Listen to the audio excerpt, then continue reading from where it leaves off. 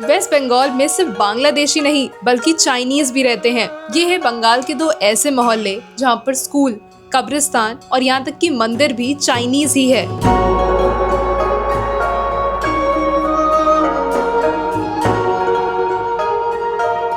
In fact यहाँ पर Chinese new year भी बहुत ज्यादा धूमधाम से मनाया जाता है और आपका फेवरेट हक्का नूडल्स और चाउमीन वो भी यहीं से तो आया है। ये है कोलकाता का टायरेटा बाजार और टंगरा मोहल्ला, जहाँ पर पूरे देश भर में सबसे ज्यादा चाइनीज पॉपुलेशन रहती है। पर ये मत समझना कि यहाँ रहने वाले लोग कोई टूरिस्ट की तरह रहते हैं, क्योंकि वो खुद को चाइना नहीं बल्कि इंडिया का ही एक जरूरी हिस्सा मानते हैं। और इसी बात की बहस भी छिड़ी जब 2026 के इलेक्शंस के लिए वेस्ट बंगाल के चाइना टाउन से कई सारे वोटर्स का नाम हटा दिया गया। लेकिन पता है, पॉलिटिकल पार्टीज ने इन दोनों ही जगहों में अपने प्रमोशनल पोस्टर्स मैंडरिन में भी लगवाए हैं।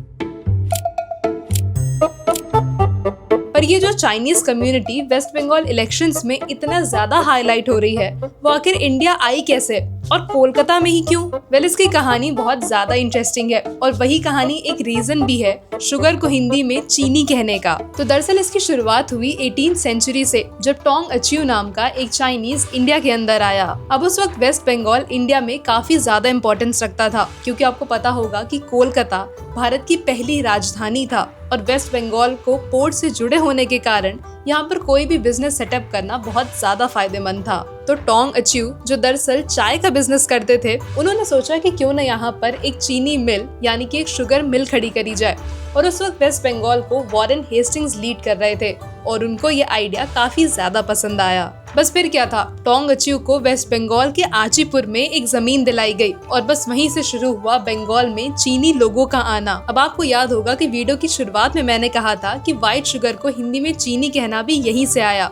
तो क्योंकि ज्यादातर लोग यहाँ पर व्हाइट शुगर जो बनाते थे वो चाइनीज थे, जिन्हें हम हिंदी में चीनी कहते हैं, इसलिए व्हाइट शुगर को अक्सर लोग चीनी कहकर ही हिंदी में बुलाने लगे। अब जैसे जैसे चीनी मिल बढ़ती गई, यहाँ पर चाइना से और भी ज्यादा लोग उसमें काम करने के लिए आने लगे, इसलिए बंगाल में धीरे धीरे करके चाइनीज सेटलमेंट और ज्यादा बढ़ती गई। पर फिर अचानक एक दिन टोंग अचिउ की डेथ हो जाती है और आचीपुर डूबने से लगता है और तभी ये पूरी चाइनीज कम्युनिटी आचीपुर से निकल करके कोलकाता की ओर शिफ्ट हो गई। अब जब ऑलरेडी कोलकाता में इतने ज्यादा चाइनीज लोग आ चुके थे, तो उन्होंने एक साथ एक ग्रुप बना करके एक ही जगह रहना शुरू किया और वो जगह थी टायरेटा बाजार, जिसे ओल्ड चाइना टाउन भी कहा जाता है। वहाँ पर उन्होंने अपनी कन्वीनियंस और रोजगार के लिए कई सारी जगह खोली, जैसे कि रेस्टोरेंट्स और स्कूल्स। और आज भी अगर आप टायरेटा बाजार का मैप देखोगे तो आपको ऐसा लगेगा जैसे आप इंडिया में नहीं बल्कि चाइना की किसी गली में खड़े हो।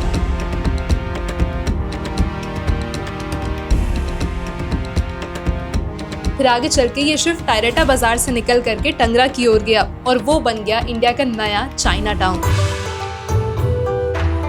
आप फिर आइएगा, हम जानता आपको एक धुमाल का कितना हुआ, कितना पीस हुआ? 5 पीस अभी हुआ। कहाँ होगा, बस 20 किलो आप लेते। बस इनफैक्ट टंगरा में चाइनीज स्कूल्स होने के अलावा यहाँ पर चाइनीज कम्युनिटी ने चाइनीज काली मंदिर भी खोला, जिसमें प्रसाद में भी इंडो चाइनीज फूड ही चढ़ाया जाता है।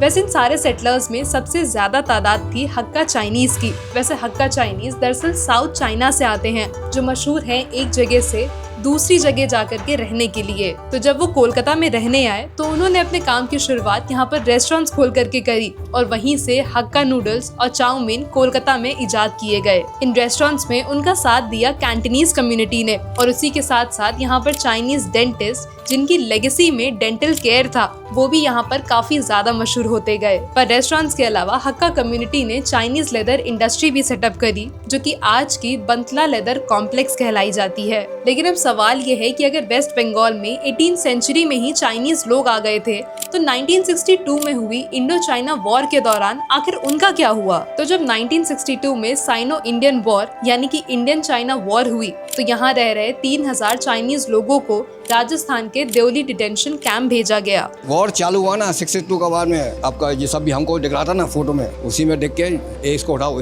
सबको, सब चाइनीज को, कलकत्ता का चाइनीज को जो डाउट था पकड़ के ले गया। 3 साल होगा अंदाजे, मोटा मोटी 3 साल होगा। जब इन्हें होने के बाद तो हम लोग तो सब पैक कर दिया, सब रेडी किए, झोरा आप जानने का ये काम है। ये वो जगह नाम क्या, राजस्थान?